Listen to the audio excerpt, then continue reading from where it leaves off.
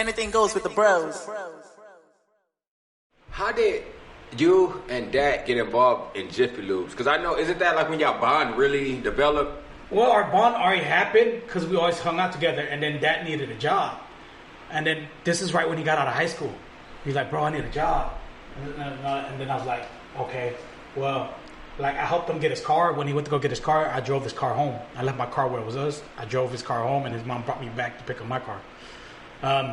And then I taught him how to drive stick. Yeah, I taught him how to drive stick, and then after that, he's like, I need a job, bro. I was like, okay, cool. Let me see what's up. So I hit up my boss. He's like, okay, we're hiring. Yeah, okay, cool. He got hired on the spot, and then we started working together. That's how it all happened. That's how he met Jamie and everybody else. Yeah. See, that's pretty cool. And then I know after that, he ended up switching to, the Bellflower spot? Before that, he went to work. He worked at the school. Remember? He worked at the school. Oh, yeah, because I used to drop him off. Yeah. Yeah. It's you drop off, I drop him off, and we pick him up, remember? Yeah. Because this was like before he had his car. Oh, then never mind. I don't remember that shit. I remember dropping him off at school, and he was like... No, that was when his car broke down. Street, I think that was when his car broke down. Oh, shit. Remember when he needed a new engine? He needed a new engine, remember? So, from there, I remember picking him up and so forth and dropping him off as well. And then, from there, our bond got stronger, and then, it was us. It was us three. It was always us three. And Keith was always on, he was on duty. He was overseas, and we'll call him up and stuff. He'll call us up. We'll talk and shit in the middle of the night.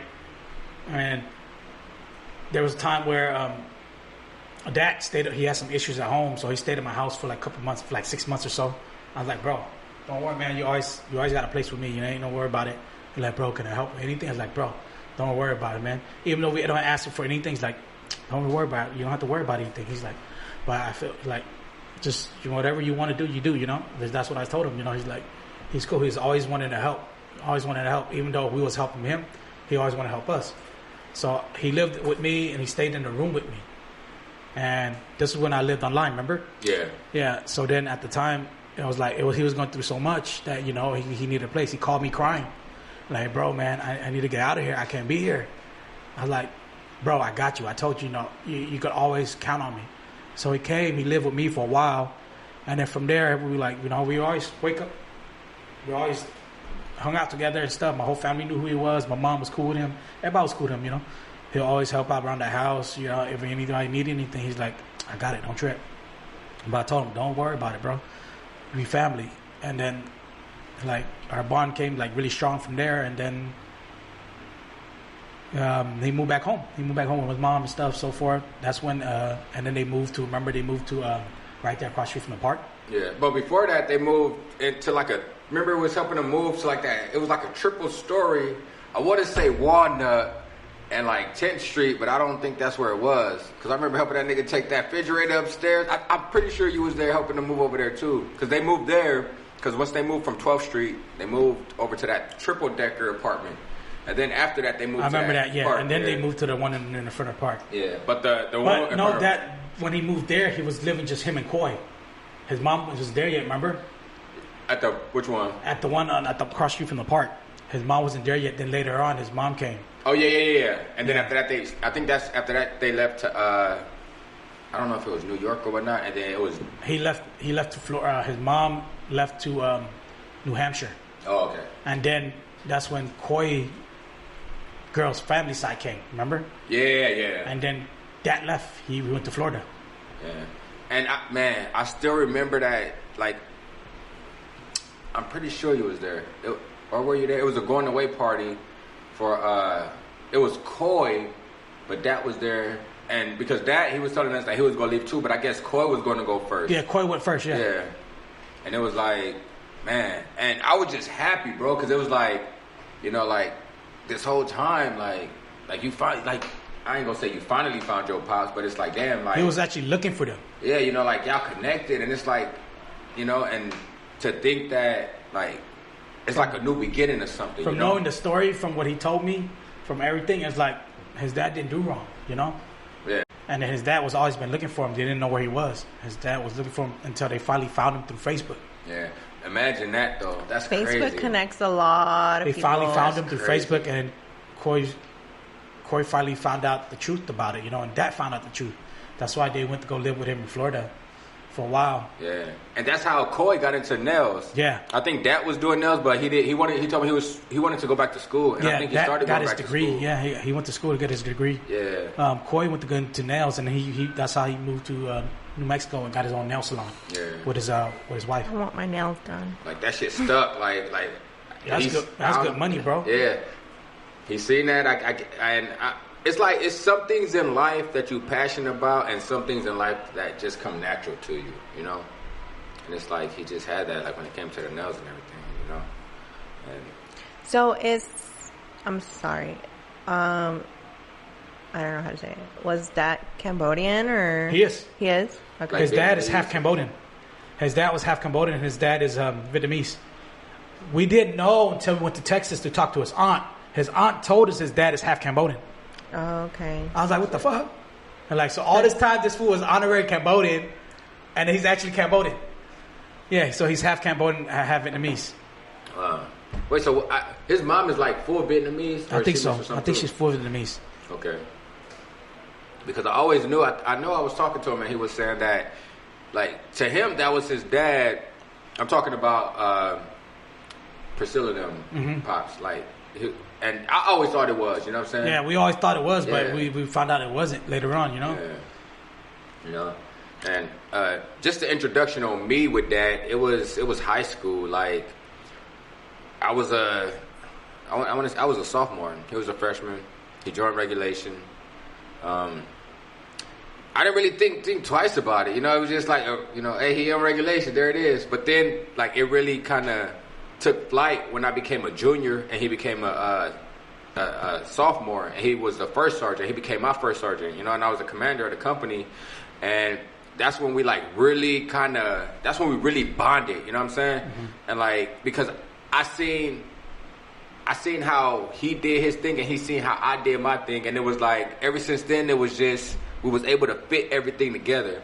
So it was inevitable when I became commander that he was going to be commander, he was going to be squad leader, because that's how it usually go. Throughout the whole crowd he's the one who stand out. Yeah, because it's like I think that's how it was with Pon too.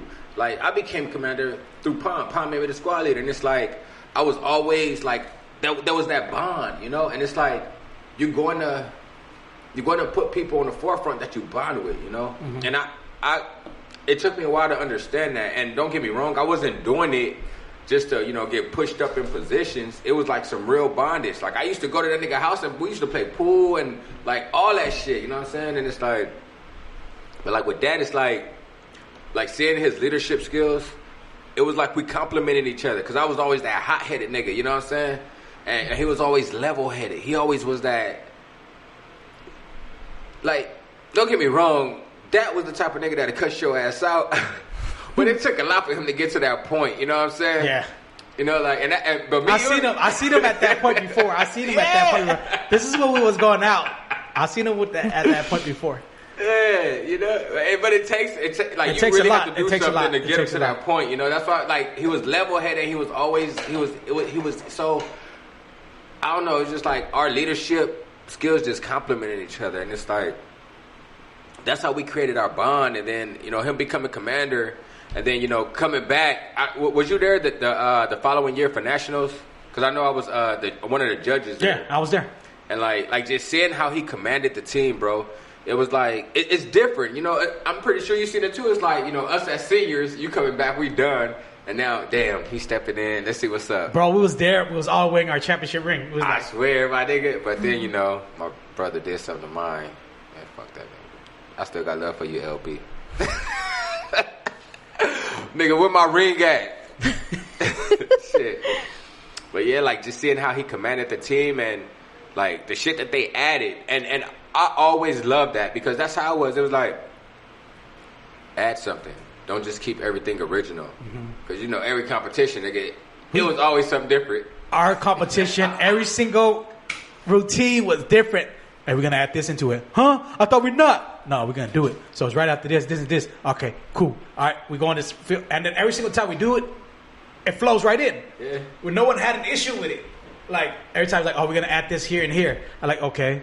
Is everybody ready for it?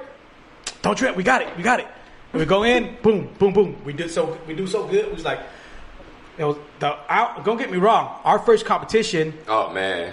Was horrible. Oh yeah. Really? I didn't even heard that do it. story before. It was horrible. I only hear the championship one. No, it's because the fact that when we first started, Keith brought the spinning back exhibition. Regulation before never did that. Well, they did, but it was way back in the days. They stopped, so they focus on inspection and regulation. There's three different categories. Yeah. Regulation only usually do two. Inspection and regulation. That's it. They don't do exhibition. Exhibition, like spinning the drill, basically. So Keith's like, you know what? I'm gonna bring this back. So okay. The year we started, we were spinning. The way I got into the team was because I was helping them spin. Yeah. I was helping them because I knew how to spin because I was going to go on a different team. But then you know what? They didn't want me, so I was like, and that team was like. There's no structure. So I was like, you know what, I'm going to go practice with these guys. Because I always stayed after school anyway, so I was like, went over there and they was like, okay, they're spinning. I'm like, okay, I'm learning their routine, you know, just for fun. Man. So I learned it, and then he was like, Nip, go get a uniform. I'm like, huh? You competing with us? I'm like, what? Like, and this was 2 days before comp. 2 days before comp, I was on the team. I was like, huh? Because I already knew how to spin. Yeah. It's just the fact that they needed to know how to spin, and then our first competition was like, we wasn't ready. We wasn't ready. And then after that, we seen our results. We was like, you know what? We need to kick ass. So we worked hard, 10 times harder, 100 times harder than what we was. Then we became a team that's always been known. The school itself, Poly, was known for either the own teams in the school are competing against each other, against everybody else. Yeah, for real. Because the fact that it's either them or us, first or second. Yeah. No other school could take that position. Is it they in first or we in first? They're in second or we in second? It's one or the other. At Nationals, we beat them in every single category. Nah, nigga, be real. We beat everybody at the competition. Everybody. Every school that was there, 250 plus, right? Yeah. Every single school, we beat them in every single category. We maxed out the points you can get. Yeah. Look, we had drill instructors leave their drill pad and come follow over us. And watch our shit. Okay, like, look. that's how it was. Babe, 1, 2, there's 3, right? Three pack. 3 basically groups. Drill pads. That's what I was trying to say. Pads. First one is inspection. Okay, they were so impressed with us, they left what they were doing to come see us do this. Regulation, marching, rifle movements. They were so impressed. All the judge from that just stopped what they're doing to come watch us do this. They saw us so good that they stopped what they're doing completely for the whole, I want to say, 25, 30 minutes to see what we had to show. And I ain't never seen that shit before. That was the first time everybody's seen that. And every single person that saw us on each end of peg followed. We had so much big of a crowd that there was like, who the fuck are these people? Yeah. Where'd they come from? I ain't never seen that shit. And then come to That's find out, awesome. they call us at that time Poly number 2. Yeah. We were so mad, but we beat every single body in every single categories. But remember, that's when I started, like when I found out that we were Poly number 2, that's when I stopped saying Poly number 2. I was like, Long Beach Poly Regulators. Yeah, he said Long Beach Poly Regulators. Yeah, I said, fuck that shit. Like, and I was pissed off because first sergeant, like, I didn't find out till after the comp because he was like, they beat everybody. Their score was higher than everybody. I should have put them as Poly number 1. I was like, Poly. I'm like, what the fuck? I'm like, what do you mean Poly number 2? It's like different categories. I thought everybody was competing on the same level. You know what I'm saying? But I guess he didn't have faith in us. But we showed him. We showed him that what we was capable of. It's because of us, our points, that we won national again. Yeah, and that whole day was drama because it was a whole bunch of motherfuckers People wanted to leave. that wanted to leave the competition because there was an issue with the size of the pads or something was going on, and like they wanted to get on the bus and fucking leave and not compete. I said, fuck that. We seniors in this motherfucker. Damn. We done trained hard all year. Half the seniors said, "Yep, we're gonna compete." Half the seniors said, "No." I was pissed off. But you know what? We was like, we are fucking reigning champions. we come here and just to forfeit. No, we keeping this tradition going. For real. We went, we saw, we conquer. Just like Jay-Z said. Hey, for real, I was about to say that. Hey, but to go back on the first competition, it taught me a lot, and I got much respect for First Sergeant because when I seen us practicing that routine, and as soon as Campbell, well, the whole routine was bullshit, and then as soon as Campbell was like, I can't do I can't lead the ripple line, I went to First Sergeant and said, First Sergeant, we ain't ready. He said, you know how First Sergeant talk, motherfucker, like, you know, like, I don't give a fuck if you're not ready, you go compete. We already done paid for it, we signed you up, and you know what? I'm glad he did that. I'm glad he pushed us. I'm glad. Because like in life, everything I do is that first step that's the hardest, but once you get past that. He forced us to perfect what we did, to become who we are as regulators, to win titles. Yeah. Remember that competition where we tied with Dark Knights? They were so mad. That's when they knew it was trouble. He was so mad. He knew we was trouble. It was trouble. And then after that, it was just all over. Like niggas wanted us to even take the beat back. The beat that we had. They was trying to take everything back from us. Because I talked to him, I was like, even before I started, because I'm all about respect, you already know that. I talked to him, I was like, hey, the beat that Roy used last year, are y'all going to use that beat? No, man, we ain't going to use it. Okay. We going to use it.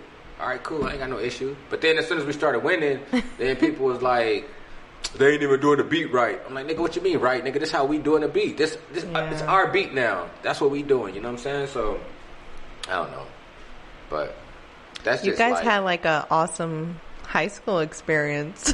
High school was like, I want to say our high school year is better, basically might be better than anybody years in college and so forth. Our high school year had a lot. We went through a lot together as a team. Yeah, you know, and that's why it's difficult when, you know, I sit here and you got to let niggas go who do you dirty, and the niggas that do you dirty is niggas that you blessed with and teared for. You know what I'm saying?